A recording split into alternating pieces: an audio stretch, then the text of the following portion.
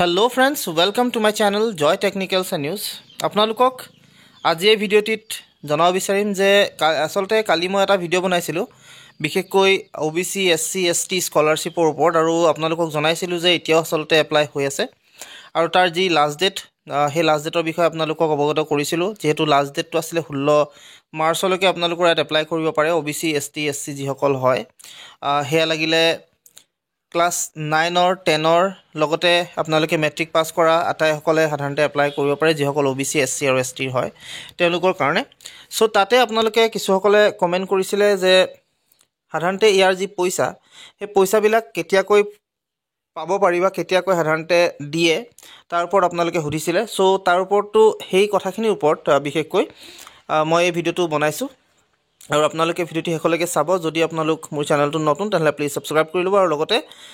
যিমান পাৰে হিমান ভিডিঅটো শেয়াৰ কৰি দিব যাতে হেল্পফুল হয় বা সকলোৱে গম পায় বহুতে যেহেতু মোক খুদি থাকে যে পেমেন্ট বিলাক সাধাৰণতে কেতিয়া কৈ ৰিলিজ কৰে বা কেতিয়া কৈ সাধাৰণতে পেমেন্ট বিলাক আহে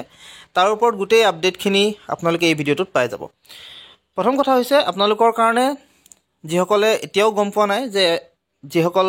OBC SC আৰু ST হয় আৰু যিসকল সাধাৰণতে গ্ৰেজুৱেট কৰি আছে বা যিসকলে হায়াৰ সেকেন্ডাৰী কৰি আছে বা যিসকলে 9 আৰু 10 ৰ হয় তেওঁলোকৰ কাৰণে যি OBC ST আৰু SC স্কলাৰশ্বিপ হেয়া এতিয়াও অন হৈ আছে এতিয়াও আপোনালোকে এপ্লাই কৰিব পাৰে 16 তাৰিখলৈকে যেহেতু লাষ্ট ডেট হয় স্কিম ক্লোজিং ডেটটো আপোনালোকৰ 16 তাৰিখ ST সকলৰ কেৱল মাত্ৰ 15 তাৰিখে দিছে বাকি SC আৰু OBC 16 তাৰিখ আৰু ইয়াত আপোনালোকৰ যেহেতু অনলাইন হৈ আছে গতিকে আপোনালোকে কৰিব পাৰে আৰু কৰিবৰ কাৰণে যদি আপোনালোকে নাজানে তেনেহলে মোৰ চেনেলত এই ভিডিঅটোৰ তলতে ডেসক্ৰিপচনত লিংক এটা দিয়া আছে আপোনালোকে চাই লওক তাৰ মতে আপোনালোকে সাধাৰণতে এপ্লাই কৰিব পাৰে এতিয়া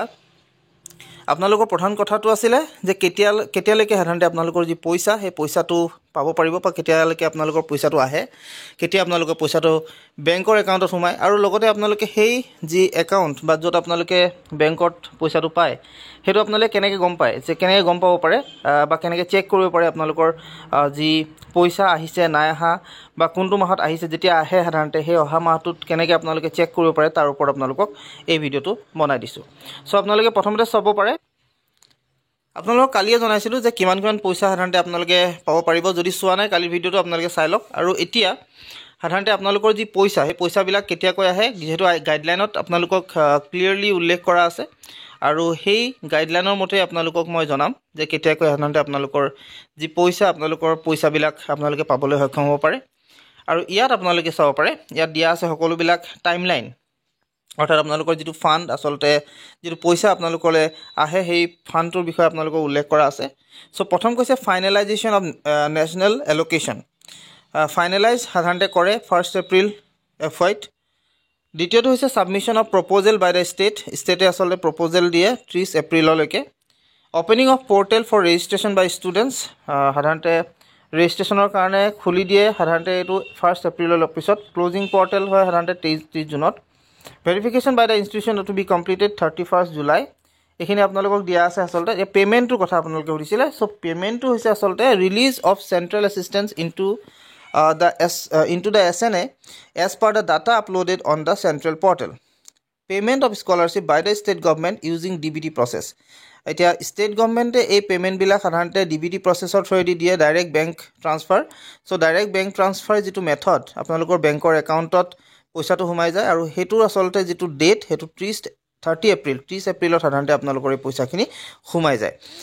এটা কথাটো হ'ল যে আপোনালোকে যিসকলে বেংকৰ একাউণ্ট দিব যিসকলৰ আধাৰ কাৰ্ড লিংক নাই তেওঁলোকে আসলতে আধাৰ কাৰ্ডটো লিংক কৰি ৰাখি লব বা আপোনালোকে তাত বেংকত যাব আৰু আপোনালোকে তাক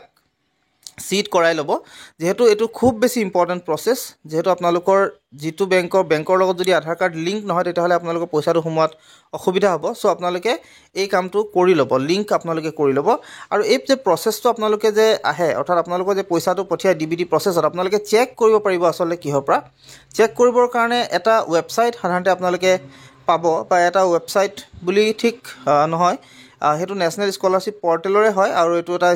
গভৰ্নমেন্টৰে এটা আসলতে এপছ যাৰ থ্ৰুদি পাব পাৰে PFMS বুলি এটা সাধাৰণতে এপছ আছে এপছে নহয় আসলতে আপোনালোকে ইয়াত গুগল ক্ৰমত টাইপ কৰিলে অটোমেটিক্যালি আপোনালোকৰ আহি যাব PFMS যদি টাইপ কৰে মই দেখুৱাই দিছো আপোনালোকক সো এটো হৈছে আপোনালোকৰ পৰ্টেলটো pfms.nic.in ইয়াত যদি ক্লিক কৰাৰ লগে লগে আপোনালোকৰ এটো হৈছে PFMS ৰ সাধাৰণতে আপোনালোকৰ ট্ৰানজেকশ্যন গোটেই ডিটেইলছখিনি ইয়াত থাকে আৰু ইয়াতে আপোনালোকে সকলোবিলাক ডিটেইলছ আপোনালোকৰ পইচা পাতিৰ ক্ষেত্ৰত সকলোবিলাক ডিটেইলছ আচলতে পাব পাৰে বা আপোনালোকে পাবলৈ সক্ষম হ'ব পাৰে